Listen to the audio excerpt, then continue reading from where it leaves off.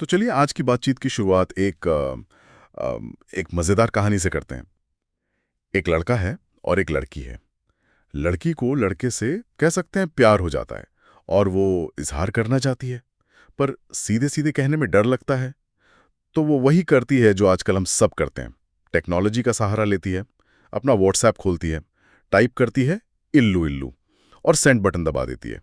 और वो send button दबाते ही एक पूरा का पूरा जादू शुरू हो जाता है। बिल्कुल, हम आज उसी जादू को समझने वाले हैं।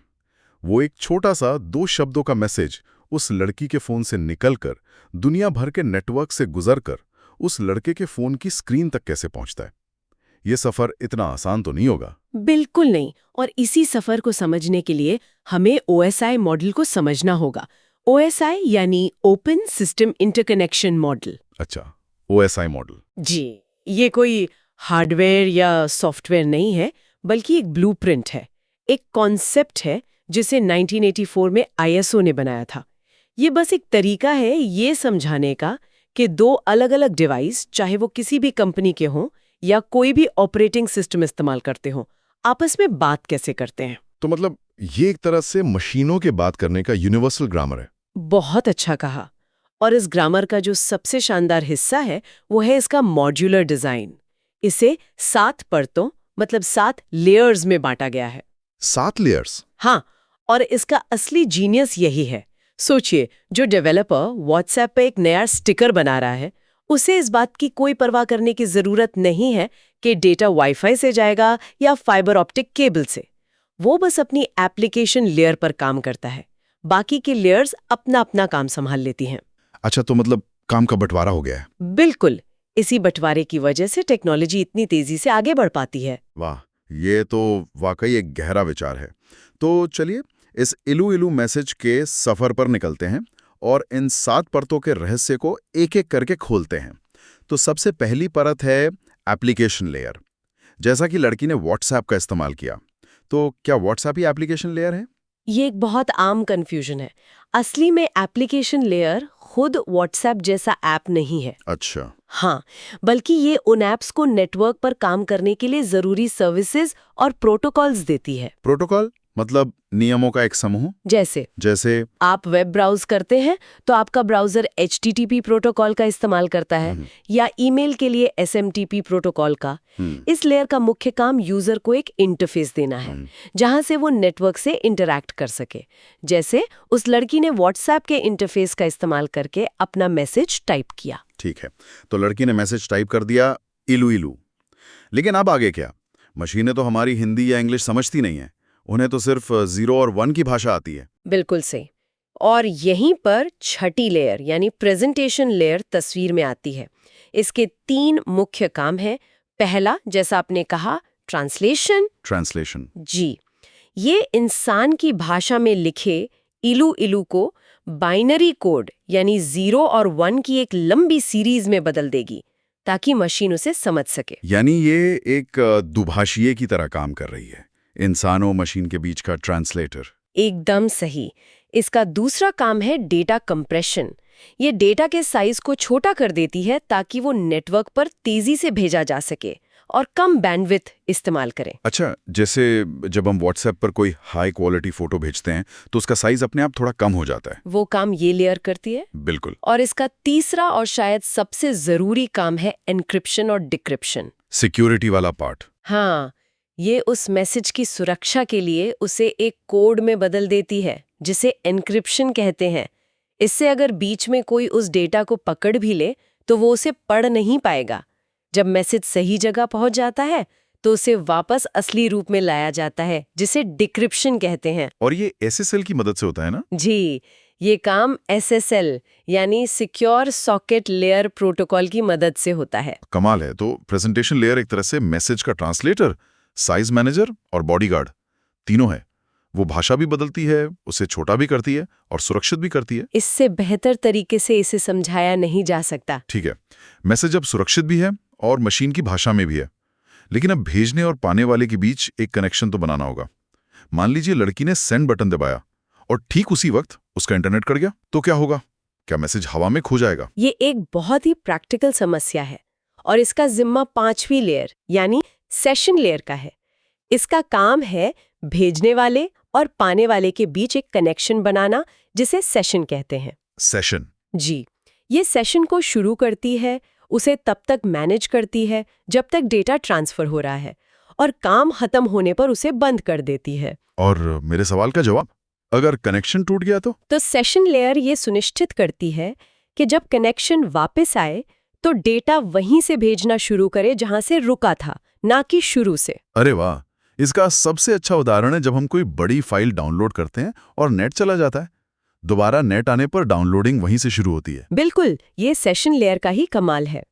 इसी लेयर पर ऑथेंटिकेशन और ऑथराइजेशन जैसी प्रक्रियाएं भी होती हैं, जो यूजर की पहचान और उसके अधिकारों की जांच करती हैं। ठीक है, अब तक तो सब कुछ डेटा तैयार करने और कनेक्शन बनाने के बारे में था, लेकिन असल में उसे भेजने और भरोसेमंद तरीके से पहुंचाने की सबसे बड़ी जिम्मेदारी किसकी है? मुझे लगता है कि सबसे मुश्किल काम यहीं से शुरू होता होगा। आप सही जगह पहुंचे हैं। अब आती है चौथी लेयर, ट्रांसपोर्ट लेयर, जिसे OSI मॉडल का दिल भी कहते हैं। दिल? क्यों? क्योंकि ये ऊपर की सॉफ्टवेयर लेयर्स और नीचे की हार्डवेयर लेयर्स के बीच एक पुल का काम करती है। इसका पहला काम है सेगमेंटेशन। अगर मैसेज बहुत बड़ा है तो ये उसे छोटे छोटे टुकड़ों में बांट देती है, जिन्हें सेगमेंट्स कहते हैं। एक मिनट, आप उस इलू मैसेज को और छोटे टुकड़ों में बांट रही हैं, लेकिन क्यों? और अगर टुकड़े अलग अलग हो गए तो रिसीवर के पास जाकर वो सही क्रम में कैसे जुड़ेंगे? हो सकता है दूसरा टुकड़ा पहले पहुंच जाए। बेहतरीन सवाल। और इसी समस्या को सुलझाने के लिए ट्रांसपोर्ट लेयर सीक्वेंसिंग करती है। सीक्वेंसिंग? हाँ, वो हर सेगमेंट पर एक सीक्वेंस नंबर लगा देती है, 1, 2, 3, ताकि जब ये सेगमेंट्स लड़के के फोन पर पहुंचे तो वो उन्हें सही क्रम में वापस जोड़ सके, चाहे वो किसी भी क्रम में पहुंचे हों। अच्छा, तो ये एक मैनेजर की तरह है जो बड़े काम को छोटे छोटे हिस्सों में बांटकर उन पर नंबर लगा देती है ताकि कोई गड़बड़ ना हो। बिल्कुल। और ये एक और बहुत जरूरी चीज जोड़ती है, पोर्ट नंबर। Port number? हाँ, सोचिए, लड़के के फोन में व्हाट्सएप भी है, इंस्टाग्राम भी है, फेसबुक भी है। मैसेज को कैसे पता चलेगा कि उसे व्हाट्सएप पर ही जाना है? मैं तो कभी इस बारे में सोचा ही नहीं। हाँ, ये तो बहुत बड़ी गड़बड़ हो सकती है। मैसेज व्हाट्सएप पर किया और पहुंच गया इंस्टाग्राम पर। इसी गड़बड़ को पोर्ट नंबर रोकता है। ये हर सेगमेंट पर एक पता लगा देता है जो बताता है कि ये डेटा किस एप्लीकेशन के लिए है। इसके अलावा ये फ्लो कंट्रोल भी करती है। फ्लो कंट्रोल मतलब स्पीड कंट्रोल? सही पकड़ा। यानी अगर भेजने वाले सर्वर की स्पीड बहुत तेज है और पाने वाले मोबाइल की कम, तो ये सर्वर को स्पीड धीमे करने का सिग्नल देती है ताकि डेटा लॉस न हो। यानी ये ट्रैफिक पुलिस की तरह स्पीड भी मैनेज करती है। हाँ, और ये एरर कंट्रोल भी करती है। ये चेक सम तकनीक से जांचती है कि रास्ते में डेटा बदला तो नहीं गया। अगर कोई सेगमेंट रास्ते में खो जाता है तो ये उसे दोबारा भेजने की रिक्वेस्ट भी करती है। वाह, ये तो बहुत काम करती है। बिल्कुल। यहीं पर दो तरह के प्रोटोकॉल काम आते हैं, TCP और UDP। TCP एक भरोसेमंद फोन कॉल की तरह है। पहले कनेक्शन बनता है, फिर बात होती है।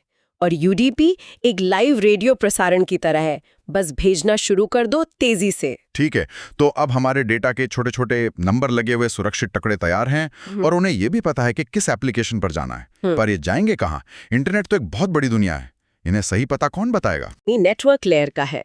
यहाँ सेगमेंट्स को पैकेट्स कहा जाता है। इसका सबसे बड़ा काम है लॉजिकल एड्रेसिंग। लॉजिकल एड्रेसिंग मतलब IP एड्रेस? बिल्कुल। ये हर पैकेट पर भेजने वाले और पाने वाले का IP एड्रेस लगाती है। IP एड्रेस इंटरनेट की दुनिया में आपके घर के पते की तरह है, जो बताता है कि पैकेट को दुनिया के किस कोने से किस कोने तक जाना है। और इसी IP एड्रेस की मदद से राउटर्स तय करते हैं कि पैकेट को किस रास्ते से भेजना है। एकदम सही। इस प्रक्रिया को राउटिंग कहते हैं। और नेटवर्क लेयर सिर्फ रास्ता ही नहीं बताती, बल्कि पाथ डिटर्मिनेशन के जरिए ये कई उपलब्ध रास्तों में से सबसे छोटा और सबसे तेज रास्ता भी चुनती है। एक मिनट, ये थोड़ा कंफ्यूजिंग है। हमने IP एड्रेस की बात की, लेकिन मैंने एक मैक एड्रेस के बारे में भी सुना है। एक ही डिवाइस के दो पते क्यों चाहिए? ये सवाल बहुत से लोगों के मन में आता है और ये हमें सीधे दूसरी लेयर, डेटा लिंक लेयर पर ले जाता है। यहाँ पैकेट्स को फ्रेम कहा जाता है। डेटा लिंक लेयर हर फ्रेम पर एक हेडर और एक टेलर लगाती है, और इसी हेडर में डिवाइस का फिजिकल एड्रेस यानी मैक एड्रेस होता है। तो दोनों में फर्क क्या है? फर्क को एक एनालॉजी से समझिए। आईपी एड्रेस आपके शहर का पता है, जो डाकिया को बताता है कि चिट्ठी को दिल्ली से मुंबई भेजना है। अच्छा। लेकिन जब चिट्ठी मुंबई के पोस्ट ऑफिस पहुंच जाती है तो उसे आपकी सोसाइटी के अंदर आपके फ्लैट नंबर तक पहुंचाने के लिए एक लोकल पते की जरूरत होती है। अच्छा। मैक एड्रेस वही लोकल पता है। ये आपके डिवाइस का फिजिकल हार्डवेयर बेस्ड पता है। जब आपका फोन वाईफाई राउटर से जुड़ता है तो वो मैक एड्रेस के जरिए ही आपस में बात करते हैं। IP address wide area network के लिए है और MAC address local area network के लिए। वाह, अब जाकर ये कंफ्यूजन दूर हुआ। तो आईपी एड्रेस पैकेट को सही नेटवर्क तक लाता है और मैक एड्रेस उसे उस नेटवर्क के अंदर सही डिवाइस तक पहुंचाता है। आपने बिल्कुल सही समझा।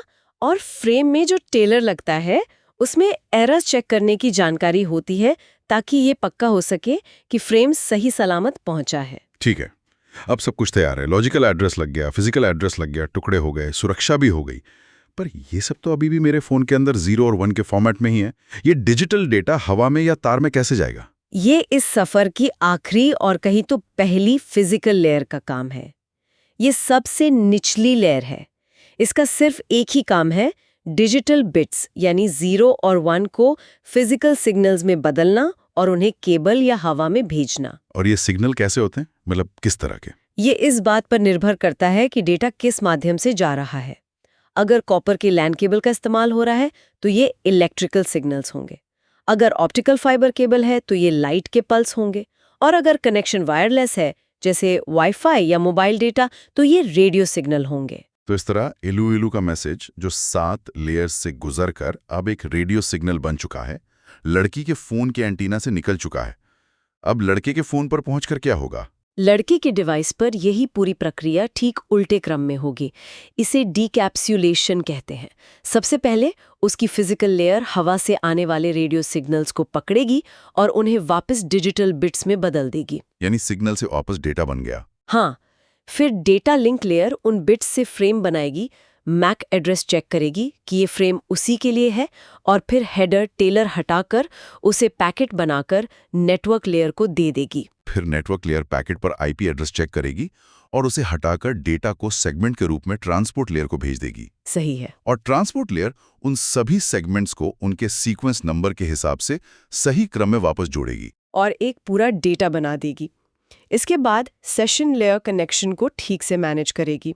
फिर प्रेजेंटेशन लेयर उस डेटा को डिक्रिप्ट करेगी, डीकम्प्रेस करेगी और बाइनरी भाषा से वापस इंसान की समझने वाली भाषा में ट्रांसलेट करेगी। और अंत में एप्लीकेशन लेयर उस मैसेज को लड़के के व्हाट्सएप की स्क्रीन पर दिखा देगी, इलू इलू।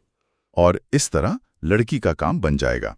वाकई एक छोटे से सेंड बटन को दबाने के पीछे इतनी जटिल, इतनी अदृश्य और इतनी शानदार प्रक्रिया छिपी हुई है, ये तो पता ही नहीं था। बिल्कुल, और ये सब कुछ मिलीसेकंड में हो जाता है। ये एक बेहतरीन इंजीनियरिंग का नमूना है जो हमारी पूरी डिजिटल दुनिया को चुपचाप चला रहा है। सही बात है। और ये जानना कि ये कैसे काम करता है नेटवर्क की समस्याओं को सुलझाने में भी बहुत मदद करता है। नेटवर्क इंजीनियर समस्या होने पर इन्हीं लेयर्स को एक एक करके चेक करते हैं। क्या केबल ठीक है? लेयर 1। क्या मैक एड्रेस सही है? लेयर 2। इस तरह से। तो आज हमने देखा कि कैसे एक साधारण सा दिखने वाला मैसेज 7 परतों के एक जटिल सफर से गुजरकर अपनी मंजिल तक पहुंचता है। एप्लीकेशन लेयर पर टाइप होने से लेकर फिजिकल लेयर पर सिग्नल बनने तक और फिर वापस मैसेज के रूप में दिखने तक।